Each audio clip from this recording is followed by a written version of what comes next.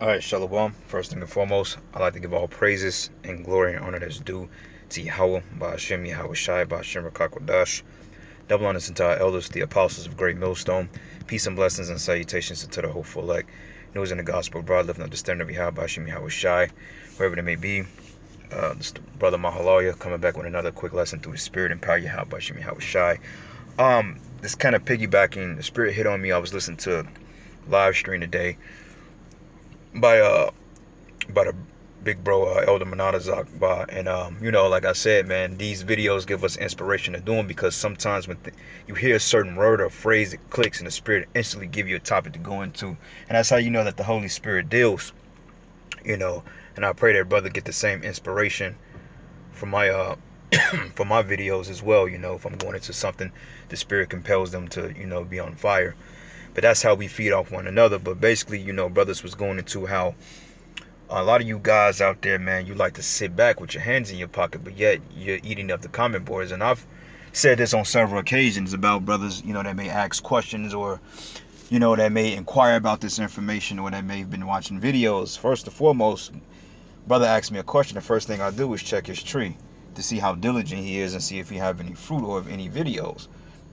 Now, I understand that all men are not prophets, but it's still different offices in this thing that you can support the ministry. And a lot of you guys use that, well, I'm not a prophet, as an excuse to sit on your lazy ass. Well, this ain't about being lazy or slothful, right? Because if you're a slothful servant and you are not fervent about this work, you will be destroyed. You will be casted out, according to the book of Revelation, the 3rd chapter, 15 verse, about being lukewarm. All right, because a lot of you guys are full of shit, man. You sit back and you think this is a damn entertainment show. Because we may cuss somebody out, or, we may get fervent in the spirit, or we going into deep breakdowns. A lot of you dudes sit back twiddling your thumbs and thinking you're going to get some type of salvation and merit off our ticket. Well, guess what, man? Just me alone, you're not getting in the kingdom of my works, because these works are for me, and to wake up the hopeful elect. Like all brothers, the work that they're doing is to seal the hopeful elect and make their calling and election sure. But you guys out there, man, that's able-bodied to do the work, you need to go out there and do the work, man. Pray, fast, ask the Lord to give you the Holy Spirit to do the work. Okay? Because like I said, a lot of you just sit back with your hands in your pocket hoping that ain't your lot to go out there and teach. Well, I just want to listen to the video. I just want to be a believer. Like you want to enjoy the fruits, but you don't want to put in for it. They're just like a nigga that want to come to a party and eat all the fucking chicken wings, but don't want to put no money down on it, man. That's what that's like. You want to sit back and reap the benefits and the entertainment, but you don't want to put none forth. Well, we're going to read a couple of scriptures about people like you people, man, all right? Because like I said, if this video can reach you and it puts a fire under you, then that's what it's for. To light a fire under you to get you out there to do the work, because we trying to get the hell up out of here, man. All right? This truth ain't about entertaining or sitting back, eating fucking Pop Secret, drinking Coca-Cola and Pepsi, watching somebody getting rebuked or casted off the live stream. This truth ain't about that. All right? This truth is about the true understanding of Yahweh Ba'ashem Yahweh Shai, and the waking up the 12 tribes of Israel and declaring the downfall of this freaking devil. So this is the book of Proverbs 12 and 27. It says, the slothful man roasted not that which he took in hunting, but the substance of a diligent man is precious. Okay? And we're going to have a lot to gain from this, brothers. We're going to have a lot to gain from the works that we do. Like the scriptures say, those that escape by their works and their belief. Like my thing is, you can be a believer, but you're going to have some works in that too. Whether it's supporting the ministry, or, if you just meant to be, of the 1/3, hey, brother's going to get delivered on out of which way. But a lot of you that's playing games, that's able to teach, and you're able and you can retain the knowledge, and you're very, how can I say it? I won't say eloquent, because you don't have to be the most eloquent individual to teach the truth. But if you're receptive enough, or if you're cognitive enough, or if you can retain it, or you are, what's another word for it? Are you competent enough to receive this truth? Then you can teach it, man. Do some sit downs, do 3 shows a week. That's the order. If you follow Great Millstone, whether you're in a different camp and you follow the doctrine, you're supposed to be pushing out three videos a week, man, at bare minimum. And that's not even asking a lot. 3 videos a week.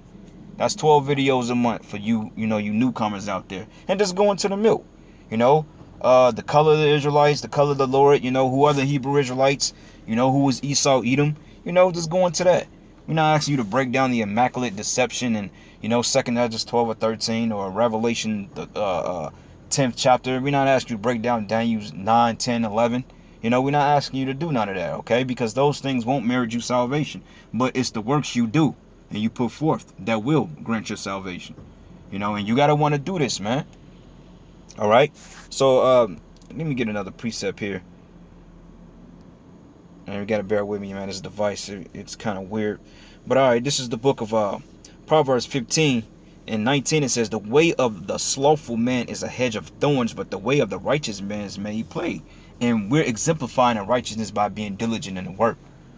So it's cool to come on a comment board, hey, shalom, brother. But, hey, one brother, I spoke to a while back. I was like, hey, brother, you got to put out some shows. And now, hey, he's doing shows now. He's out there doing, I'm not sure if he's out on the highways and the byways speaking. He may be. But the fact about he's out there doing shows because we put the fire under him. Because the scriptures say, exhort and reprove of long suffering. Rebuke. That's the honey part of the truth is rebuke. And if you are Israelite and you in this truth, you're going to go through your rebuke and get cursed out, man. I know I've went through it. Several brothers went through it. We all went through being rebuked. And it's what makes us stronger and to continue to push. So if you get butt hurt by this video, it's because you're emotional and you ain't got no backbone. And ultimately, you got a problem with yourself. All right? So you need to come out of that feminine spirit and gird up thy loins like the scripture said, man. All right? And it says here, and a wise son maketh a glad father, but a foolish man despiseth his mother.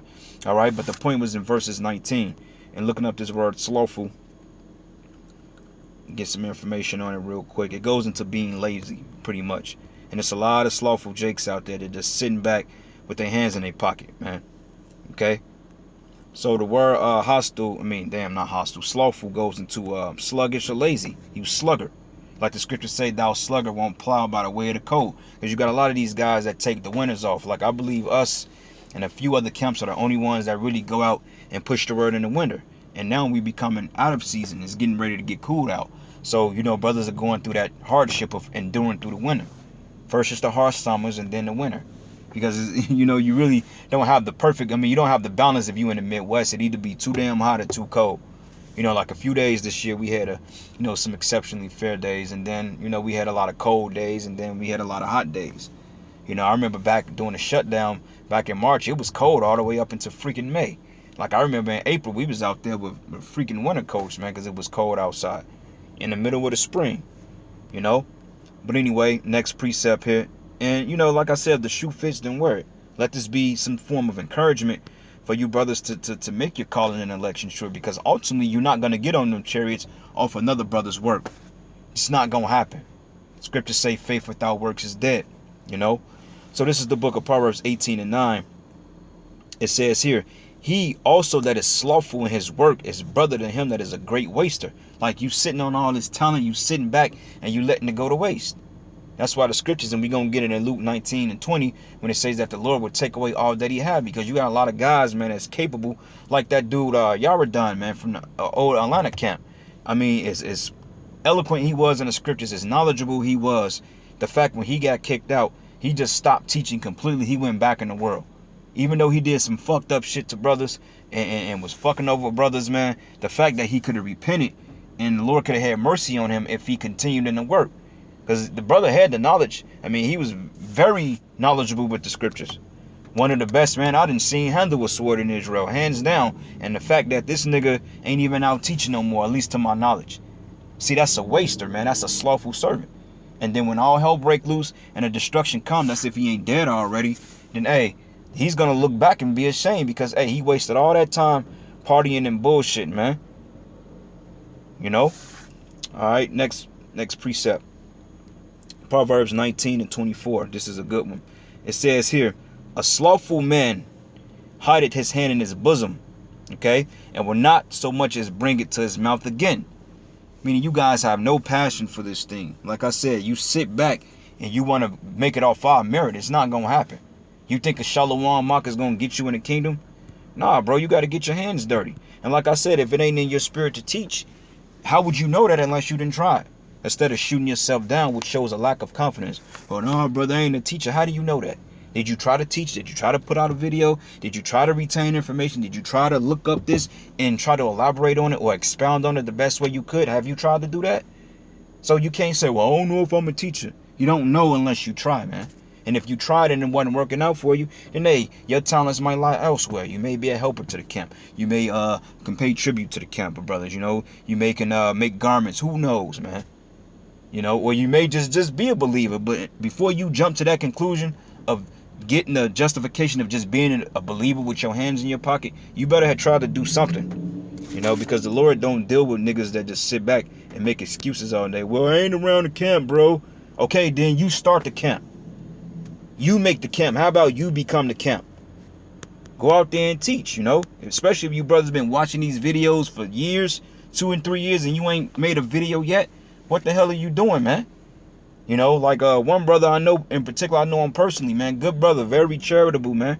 You know, I spoke with him a few months back because he touched down from time to time in KC because he drive trucks. And I told him, man, I said, how long you been on the other side of the line? He told me, 3 years or whatever. I said, well, why are you still on the other side of the line? And, in the back of my mind, I said, you on the other side of the line because you traveling and you have to work and you're not able to put as much time as you can in this ministry. But the brother shows his talents in else places. Now, in his spirit, he said he want to teach and he want to do videos. Then go ahead and do it, brother. Especially when you on the road and you're driving those trucks. Hey, bro, you ain't got nothing but time, man.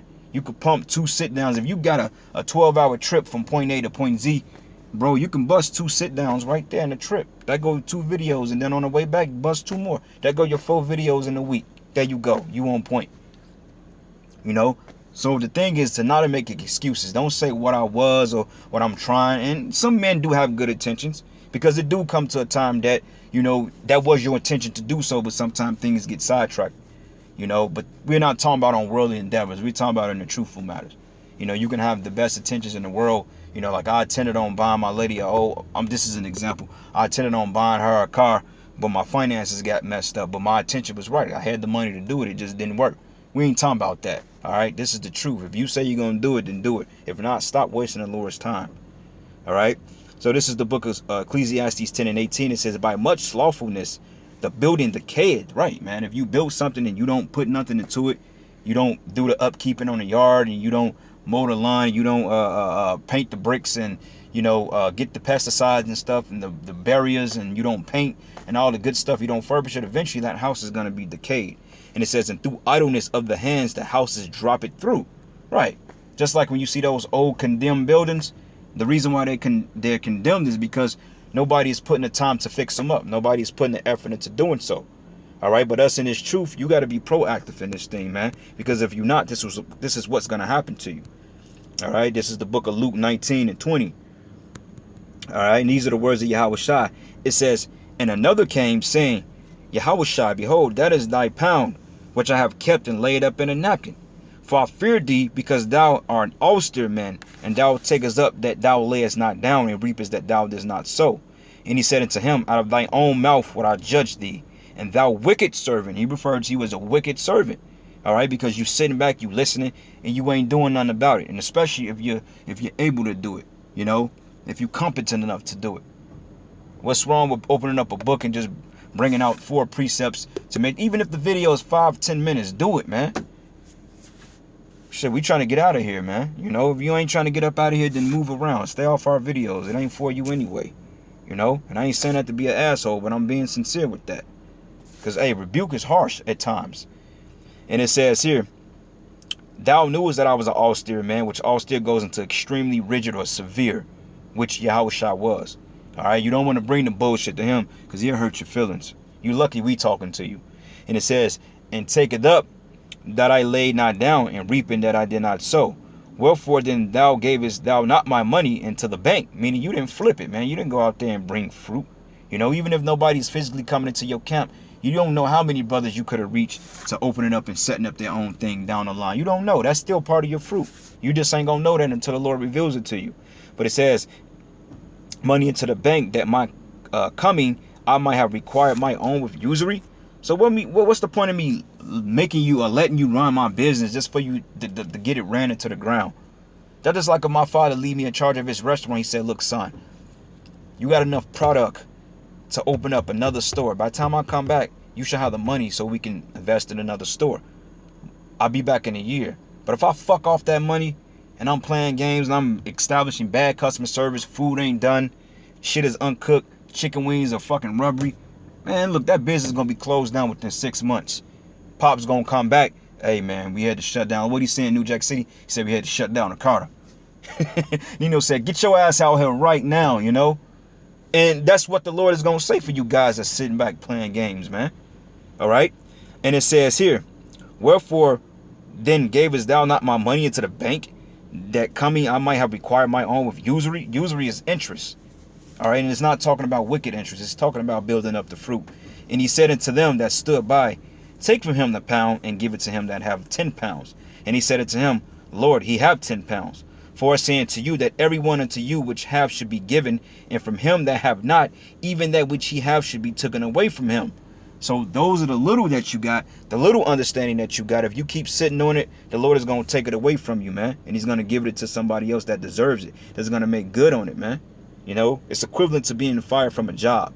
You know, a job that you work and you being a lazy asshole, which, Jake, we do bullshit on the job. I ain't going to lie. You know, we all do. But, hey, still, we do enough work. Well, at least I do an essential amount of work, more than enough to have downtime to do these shows. The reason why I can do this show is because I got my work done, you know, even though there's more to do, but I ain't going to overdo the shit because they'll start looking at it like it's funny. How are you doing so much work? You know, it's always a trap. But nonetheless, we work. Okay? So this is the book of Matthew 25. This is the same thing that I just read. All right? So Matthew 25 and 22, it says, he that also had received 2 talents came and said, Lord, thou deliverest unto me 2 talents. Behold, I gained 2 other talents beside thee. And his Lord said, well done, good and faithful servant. For thou hast been faithful over a few things, and I will make thee a ruler over many things. Enter into the joy of the Lord, bro. So even if the Lord, if you doing a bare minimum as far as what you can do, you know, if that's all you can give, if that's your all, the Lord will flip that for you, man. You can be so-called the weakest brother in the truth, which no brothers is really weak, but, you know, brothers got weaker drive levels than other brothers. All about work ethic. But some brothers that ain't going to be on a high level, that's going to do the best they get and make it in the kingdom and still be great, man. You know, you got to think like that, but always strive for the masteries. Like the scriptures say, strive for the masteries, man. At least I do, you know. And I have my days when I don't feel like doing shit, when I'm broken in my mind, I can't think straight. I have the days all the time, but I endure through it because I know it's a greater reward at the end of the tunnel, man. And you got to have that optimist about this truth. All right.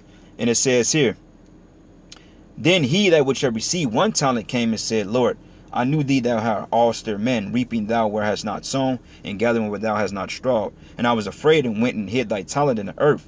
Below there thou hast this thine. And his Lord answered and said unto him, thou wicked and slothful servant, thou knewest that I reap not where I sowed not, and gather where I have not strawed. Thou oughtest therefore to have put my money to the exchangers, and then at my coming I should receive my own usury. Therefore take the talent from him, and give it unto him which have 10 talents. Okay? For everyone that have should be given, and he that should have abundance, but from him that have not should be taken away, even that he have. And cast ye the unprofitable servant into outer darkness, and there should be weeping and gnashing of teeth. So you guys that's sitting back bullshitting, playing games, man, hey, how about Shimi, how shy is going to destroy you, man, if you don't get your shit together. And I'm speaking to us all, man, all right? Because, hey, I still got to get my shit together. I ain't fucking perfect. I ain't got it halfway. I'm trying. All right, and I'll be the first to tell you that I ain't got it all. I just don't, bro. None of us do. And I can say that, you know? And this is why you guys are doing it, man. All right, so this is the book of Ezekiel 33 and 30. It says here, also, thou son of man, the children of thy people are still talking against thee by the walls and in the doors of the houses, and speak one to another, every one his brother, saying, come, I pray you, and hear what the word that cometh from the Lord. And they come unto thee as a people cometh, and they sit before thee as my people, and they that hear thy words, but they will not do them.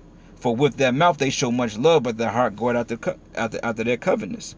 And lo, thou art to them as a very lovely song of one that have pleasant voice, and can play well on the instrument. For they hear thy words, but do them not. And it's a law, it's a commandment that you go out there and teach the word. Okay? Yahweh Shah said, go out there and teach the word, man, and bring forth fruit. If you ain't doing that, then brothers need to really, you got to really think about what you in, man, if this is really for you or not. All right?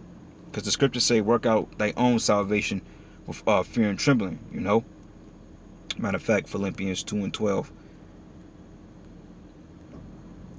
All right?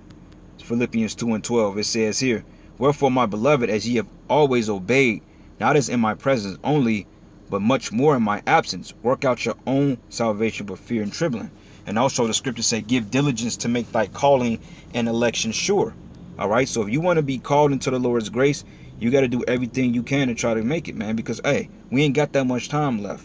And these little videos, like I came up with the analogy a while back, that every video is representative of charity, and everything you do for the Lord, think of money being deposited into your bank account for a bailout, because we ain't gonna be able to make the cut, bro. We ain't gonna have the check, the right to get in the kingdom. The Lord has got to finance you, man. You just better hope your credit score is good enough to be financed. And if you got anything less than shit, I'm gonna go low, a 600, the Lord ain't dealing with that, man. You got to come with 6 or greater.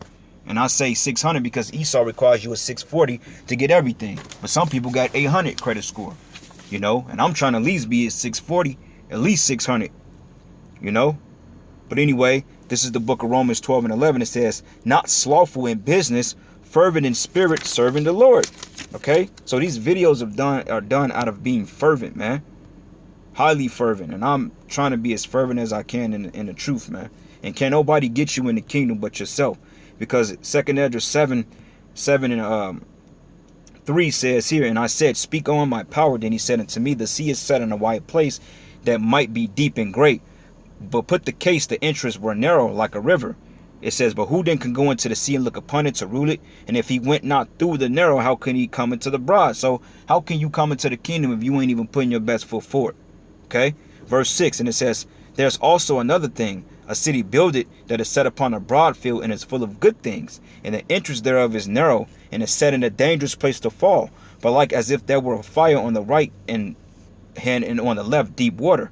And on the only path of them both, even between the fire and the water, so small that there could be one man that go there at once.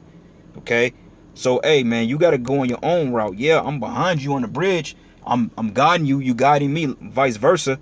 But you got to cross that bridge on your own, man. I can't carry you across the bridge like you can't carry me. It's not going to happen. I'm right behind you, bro, trying to get over the potholes, hopefully, telling you, hey, watch out for that pothole, go around it. Hopefully you can give me the same insight. But if we ain't doing that, then, hey, we going to be a detriment to each other. All right? Last precept, Sirach 22:1, it says, a slothful man is compared to a filthy stone, and we know stones supposed to be precious, and everyone that will hiss him out to his disgrace. Verse 2, a slothful man is compared to the filth of a dunghill, and every man takes it up will shake his hand. All right? That's self-explanatory.